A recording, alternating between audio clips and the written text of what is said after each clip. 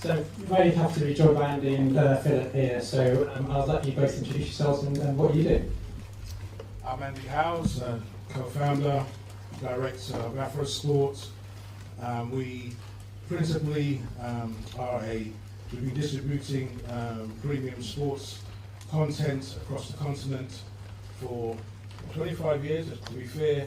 Before AfroSport was Optimal Sports, we used to buy and sell rights for mostly European leagues, CAF events, FIFA events, and around 2015, 2016, we pulled back from that and sought to establish a 24/7 free-to-air channel in Nigeria, which is the AfroSport channel, and with a base in Nigeria and affiliate partners across the continent taking programming blocks.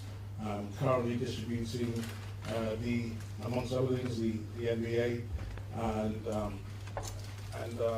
yes, we have a support program around it, but that's essentially what AfroSport does. So I am head of content at BBC Sports. So I look after all our productions. That's all our video and audio content. Been for a long time. I'm taking on various roles. So essentially all that you see on our video and audio outputs, all our TV, radio and our digital channels is under my supervision. There's a brilliant team doing that. And yeah, that's my job. Great. That's a really great balance to have somebody whose main focus is TV distribution within the continent, and then somebody who's looking at the sort of outbound opportunities for the rights holders. So I don't know how many rights holders from Africa we've got in the room, but hopefully this is really a nice balance of perspectives. And just so you know what I do, I'm a commercial lawyer. I work mainly in the sports industry, mix of media rights deals and sponsorship in the sports industry. So, taking a really small question first, the sports media rights landscape in Africa. Andy, you mentioned you've been working in this space for the past 25 years. So how do you assess the current state of the sports media rights landscape? Yes, the current state is quite vibrant. A lot of activity at the top end of the market, the pay TV end. For the majority of 25 years, there was one standout dominant entity, DStv, SuperSport, but there are now competition in that space. The StarTimes, Chinese-backed entity.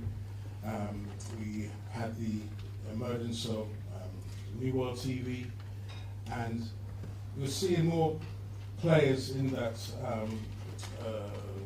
Canal, of course. The Canal brothers who have been in talks with DStv, SuperSport for some time now. This is not as it's been for 20 odd years. It's certainly a more competitive space, and we're also seeing, of course, the emergence of digital and the shift towards streaming. We've seen in the past year SuperSport now move towards their Showmax, a streaming offering in partnership with NBC and Sky. So there's been that major development, the OTT, the proliferation of OTT now. And as you say, there with NBC and Sky, and as has been said elsewhere, we're seeing a lot more major players from global players take an interest in, show an interest in Africa. I think this year's AFCON was very helpful. I think we have did an excellent job in putting on a fantastic event, achieved fantastic numbers globally, and has led to people, I think, even cementing that interest, seeing there's a need for them to be even more active now in Africa, and that's been, I think that's been a real plus. Seeing what the work that the NBA is doing has been mentioned, the PFL, We heard the term, was it patient capital? We're seeing, rights holders coming with long-term views on the continent. So that's been really good.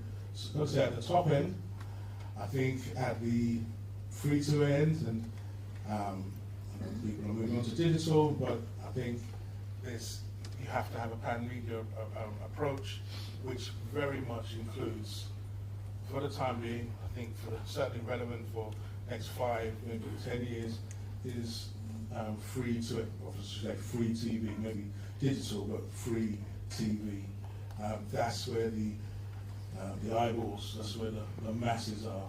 I think it's morally right, but I think this is something that's often in the pan-media approach, I think is maybe neglected. The FDA is a last thought, and still think there's still some structuring, some leadership on the side of the FDAs, but some critical infrastructure, audience measurement, for example, which is missing and needed in order for the sector to grow and for media rights to be sustainable. Well, that's a good pivot onto the sort of FDA broadcasters specifically. We've got a very well-established FDA broadcaster in the UK represented here. So, in terms of, from the perspective of public service broadcasters like the BBC, if you're looking at acquiring rights from African rights holders, whether that's for AFCON or other events, what are the sort of key considerations for the BBC as to whether to carry that content, whether to invest, and how it's done? Well, obviously interest, we're trying to gauge interest from the audiences. That's the sort of measure for anything that we want to acquire, and that price to where it comes from, and a bit around value as well. It's sort of secondary, but you need to sort of gauge the interest point. And there's obviously some very strong African sporting events, so potential interest in those is quite high. AFCON is the most notable, which also we've done, and we're very pleased with that. As you said, it was a big success, and has been a big success. The process getting there, which I think we talked about as well, but that's not always the easiest, but that's not alone in terms of that federation dealing with others. But that's the main point, it's just gauging where the interest will be. We're obviously a UK-based broadcaster, we have global reach. That global reach is very much in the free-to-air space, and is not where there's a loss of resource possible in terms of sporting events.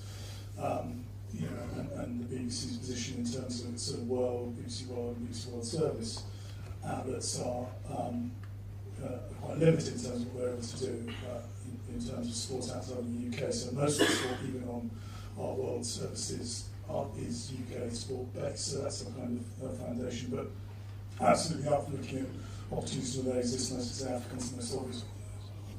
And obviously you've got 2 main linear channels in the UK, but a huge digital platform as well. And does that flexibility to be able to host things purely online on a streaming basis give you the ability to distribute more content? So put games that otherwise might not make the schedule, you can distribute and invite them in. Well, generally, yes, absolutely. And the digital outlays at least as important now as the linear, really. Only when you get to the big events, all the growth is in digital. I mean, there's actually some of the big events, the ones we had this year with the Euros and Olympics, retain a linear position, which very little else does because they're big events, but that's very rare. And as I say, all the growth is in digital and social consumption. So that's where we're kind of geared interest towards anyway. And as you say, that. Yeah, a common problem is the lateness in which deals are done, and often that's because of a preference to for rights holders to see what's happening with their pay TV customers, and but that's taken to the extreme in some cases, and with the last AFCON that was a major problem. I think the rights holder was waiting to have got something, the agency appointed, waiting to have got through a deal with pay TV customers, and it wasn't until it was clear that that wasn't going to happen that they turned to FDA, which is often the narrative around FDA is they're not going to pay late, they don't give good value, but it's very hard to give good value when you've got days to a tournament such as the AFCON to prepare, to let alone try to make any commercial returns. In most cases, many cases, it's government who has to foot the bill. It can't be done commercially.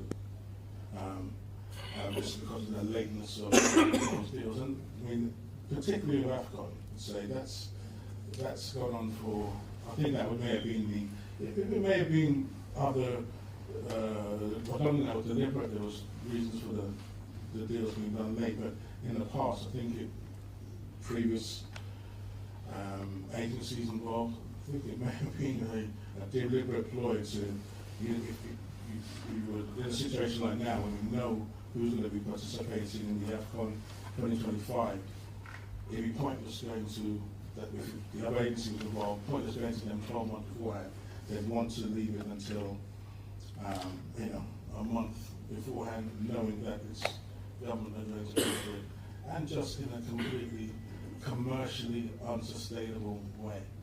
And it really doesn't need to be that way. So that's a major frustration. I'd say generally with, you mentioned African rights holders, but it does happen with other rights holders who would leave leave a lot of the always, you can understand why they go to the pay TV first, but then the lateness at which those FDA deals are being done. You're probably involved in that with the FIFA Women's World Cup as well, where the timelines for those tenders were obviously pushed out a lot longer than they were originally intended. But does that reflect your experience as well in terms of these deals are trying to get on and the challenges that then create?